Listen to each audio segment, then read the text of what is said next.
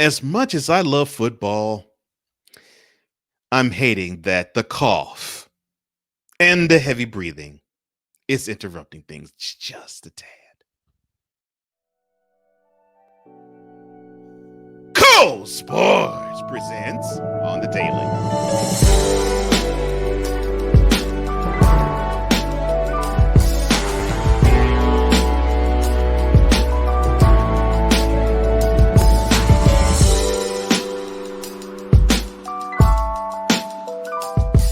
Welcome once again to my channel. Cole Johnson's on the mic on the Daily on Tap, presented by Cole Sports.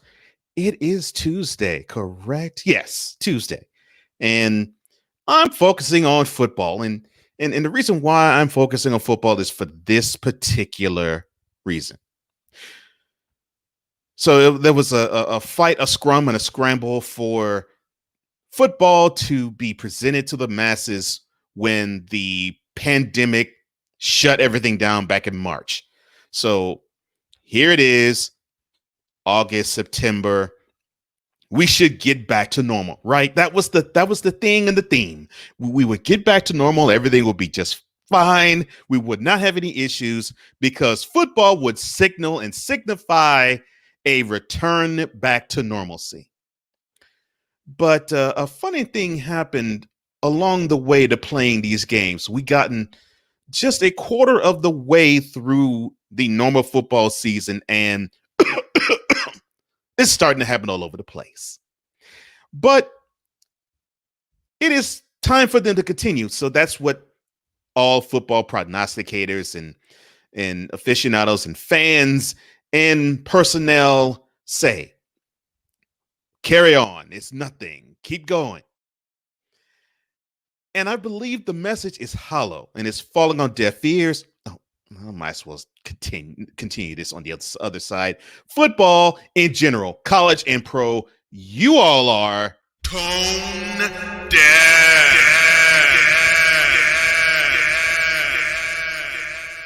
And here's why you're tone deaf. It is absolutely simple, plain, and basic. You all have players on your teams, on your sidelines when you practice that are beholden to you in instruction, in word, and in deed. But that's not good enough. I don't mean it's not good enough for me. I mean, that's not good enough for you. And why is it not good enough for you? Well, in the NFL, for sure, you all made these provisions and you made these proclamations that everything will be fine. We have all these protocols and safeties in tow and in place. There shouldn't be a problem, right? No problem whatsoever.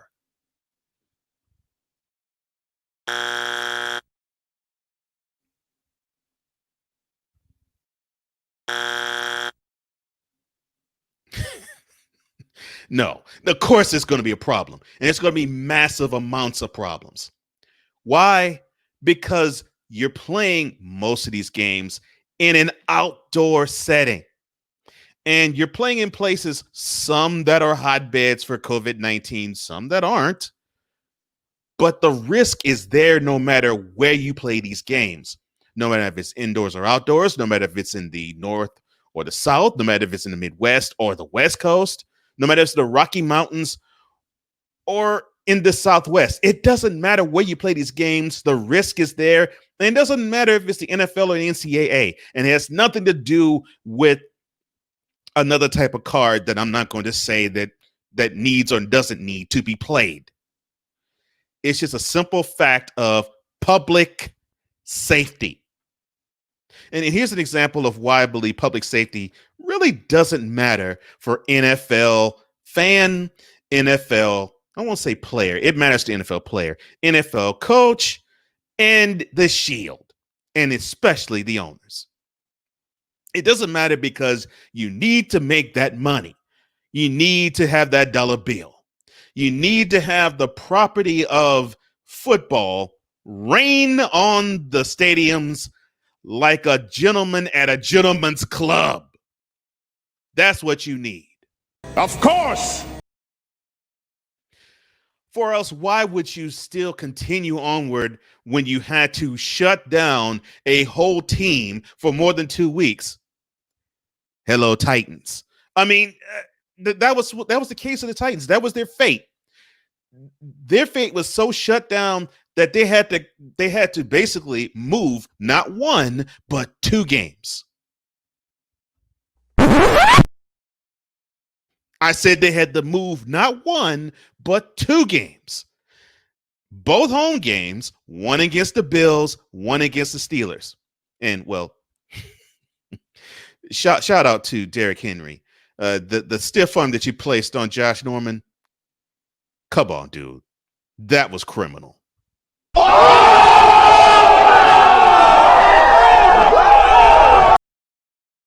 So they moved the Bills game to last week, and they already played it, and the Titans won at 42-16.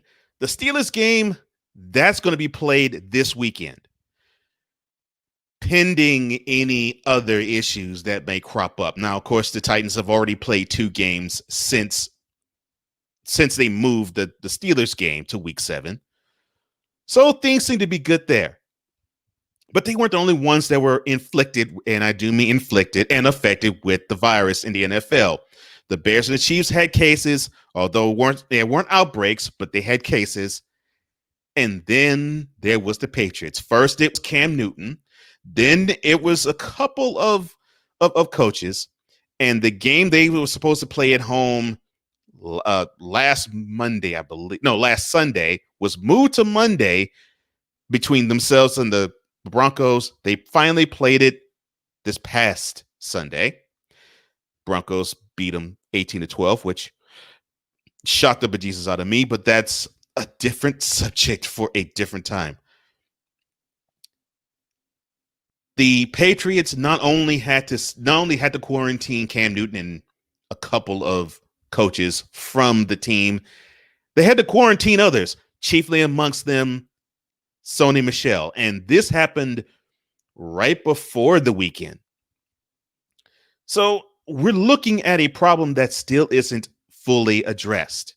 I mean, it's not addressed at all. And speaking about something that hasn't been addressed yet, subscribe to this channel. And if you do like this material, like this video, hit the notification bell, and whatever videos you'll get them. Now, as I was saying, this isn't just the NFL. No. The NCAA also has been under attack from COVID-19.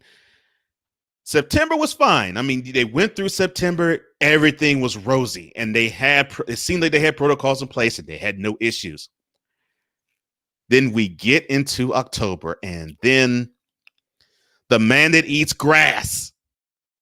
I'm not talking about smoking it, I'm talking about eating it. Yes, the former Michigan man, former LSU head coach, now current Kansas head coach, Les Miles. He was the big name first in college football to be overrun with COVID-19. And then there was Vanderbilt, who they barely was able to play their home game against South Carolina.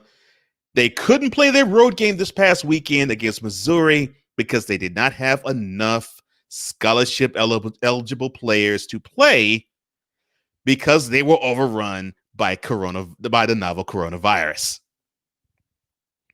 And if that wasn't bad enough, you had Nick Saban, probably the head coach du jour of the whole college football landscape.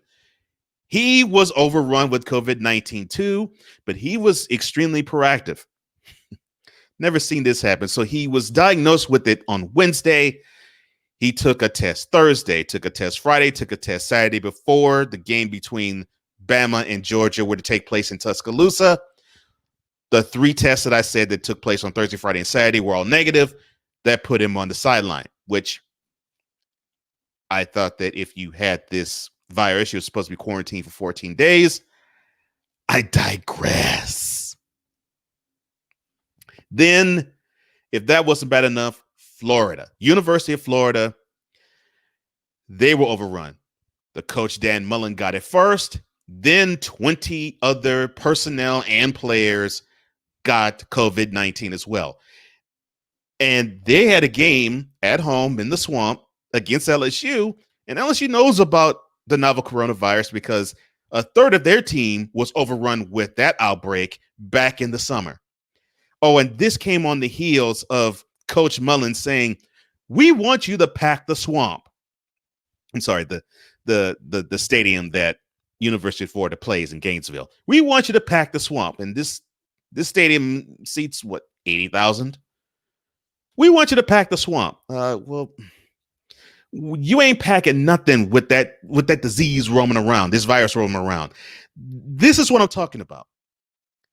It's this brain dead thinking that, well, it's just a virus. It only affects 1 or 2 people. It doesn't matter. Yes, it does. Because you could be a carrier and spread it to others, some who would have good immune systems, some who don't. It is not about if you catch it, oh, well, so be it. It's about, I don't want to affect somebody else. But that message seems to fall on deaf ears because, after all, we got football to play, right? And look, I love football. It's my favorite sport to watch. No question about it. It's my favorite sport to talk about outside of boxing history. But I'm always about this. I will always be about this. No matter the sport. If the conditions are healthy, yes, I want to see action. But if there is a danger to this and you all aren't taking care of business in confronting and preventing and circumventing that danger, then I don't want the players to suffer because the owners want to be fat cats and just rake in the television dollar because they can't rake in the stadium dollars because very few are attending the games, if any. You want that television money so bad that you got to have them play, and that is sickening. That is the toxic thinking that needs to go.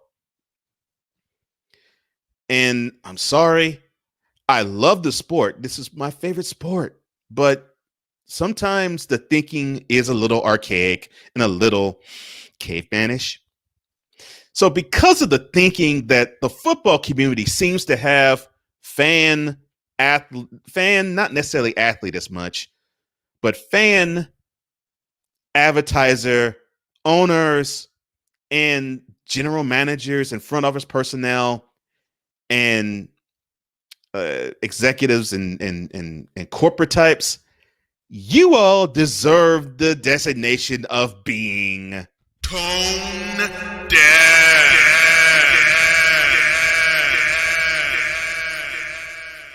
Now, if you think that, wait a minute, Cole, no, they aren't tone deaf.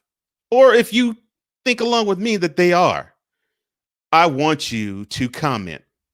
Hit that comment page below and type to your heart's content. Also, like this video, hit that notification bell, and don't forget to subscribe to this channel to get any and all premier videos of Cole Sports. And this wonderful shirt that you see, thank you, Lord, for the shirt. The description is in below where you can find it. Well, that's all the time I have. Thank you so much. VIP, I love you. I always will love you. And for all of us at Cole Sports, I am Cole Johnson, and this has been yet another installment of Cole Sports on the visual and on the data.